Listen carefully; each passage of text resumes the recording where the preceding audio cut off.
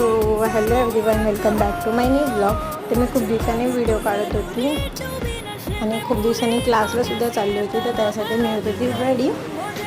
आणि जास्त काय नाही, फक्त लिपस्टिक आणि पावडर लावूनच मी रेडी झाली होती आणि मस्त असा ड्रेस घातला होता आज. आणि क्लासला पण मी खूप दिवसांनी चालली होती आणि क्लासमध्ये चालू होणार होते आमचे एक्झाम, सो त्यासाठीच मी क्लासला चालली होती. परत ते रेडी बिडी होऊन आज असतं आमचं इलस्ट्रेशनची एक्झाम. ते करून झालं मी आली मग घरी रेडी होतं काम.